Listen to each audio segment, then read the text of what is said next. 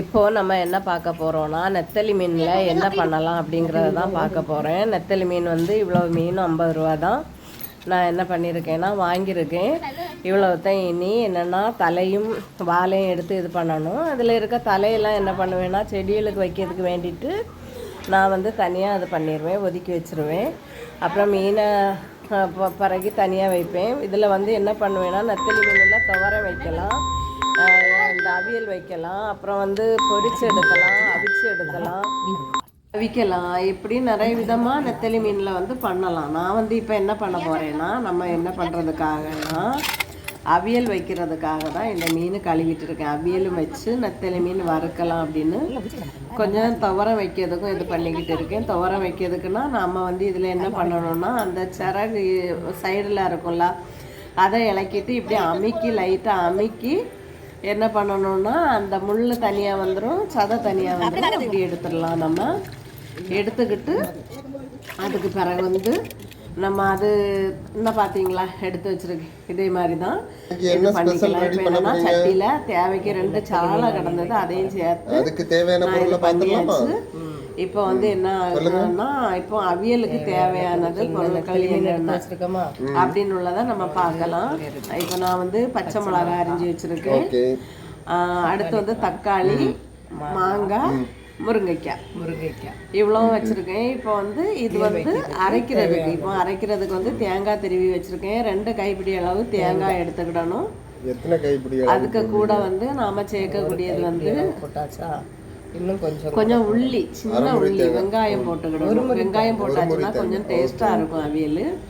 வெங்காயம், அப்புறம் வந்து வெள்ளைக்கூடு நான் எடுத்து வச்சுருக்கேன். வெள்ளைக்கூடு, வத்தல் பொடி, மஞ்சள் பொடி, ஒரு ஸ்பூன், கொஞ்சோண்டு புளி. இது புளி கொஞ்சமாக தேவைக்கு புளி. அது பிறகு மஞ்சள் பொடி சேர்க்கணும். கொஞ்சமாக ஜீரகப்பொடியும் சேர்த்துட்டோன்னா சேர்த்து நம்ம என்ன பண்ணணும்னா மிக்சியில் ஒரு அடி தான் அடிக்கணும். ஜாரில் எடுத்து வச்சுக்கிட்டு நிறைய அடிக்கக்கூடாது. நிறைய 2-3 அடி அடித்தோன்னா நல்லா அரைஞ்சி போயிடும். அதனால வந்து அந்த அளவுக்கெல்லாம் நம்ம இது பண்ணக்கூடாது. ஒத்த அடி அடிச்சிடணும். அடிச்சுட்டு அதை எடுக்கணும். எடுத்துக்கிட்டு இப்போ நான் அரைச்சிட்டேன். இப்போ எடுத்து நான் கலக்கி மசாலா அவியலுக்கு ரெடி பண்ண போகிறேன். இப்போ அவியலுக்கு என்ன சேர்க்க போகிறேன்? பச்சை மிளகாய் போட்டாச்சு. அப்புறம் வந்து தக்காளி பழம் சேர்த்துக்கிறேன். மாங்காய், முருங்கைக்காய். இது கூட வந்து வாழைக்காய் இருந்துச்சுன்னா போடலாம் ஃப்ரெண்ட்ஸ் மக்களே. ஏன்னா ரொம்ப டேஸ்ட்டாக இருக்கும் வாழைக்காய், கத்திரிக்காய். நான் இது வந்து இது இல்லாததுனால தான் நான் இது போட்டிருக்கேன். இப்போ வந்து அரைச்சி வச்ச மசாலா இது பண்ண போகிறேன். மசாலா சேர்த்தாச்சு. சேர்த்துட்டு இனி வந்து என்னென்னா கொஞ்சம் நிறைய தண்ணி, மீன் வேகிற அளவுக்கு நம்ம நிறைய குழம்பு வைக்கணும்னா தண்ணி விடுவோம். அப்படி பண்ணக்கூடாது. இது கொஞ்சமாக தண்ணி, மீன் வேகிற அளவுக்கு, முருங்கைக்காயும் எல்லாமே மசாலா வேகிற அளவுக்கு தான் தண்ணி வைக்கணும். தண்ணி வச்சுட்டு தேவைக்கு உப்பும் போட்டுக்கோங்க. இப்போ என்ன பண்ண போகிறேன்னா நான் வந்து விறகு அடுப்பில் தான் சமைக்க போகிறேன். விறகு அடுப்பில் தான் எனக்கு, ஏன்னா இப்போ கேஸு கிடையாது. கேஸ் இருந்தாலுமே நான் வந்து மீன் குழம்பு, மீன் ஐட்டங்கள், அப்புறம் சாம்பார், சோறு, இந்த மாதிரி ஐட்டம்லாம் வந்து நான் விறகு அடுப்பில் தான் வைப்பேன். எனக்கு வந்து விறகு அடுப்பில் சமைக்கிறது ரொம்ப பிடிக்கும். அதே மாதிரி அம்மியில் அரைக்கிறதெல்லாம் ரொம்ப பிடிக்கும். இங்கே எங்கள் தங்கச்சி வந்ததுக்கு பிறகு அம்மியெல்லாம் இருக்குது பாருங்க.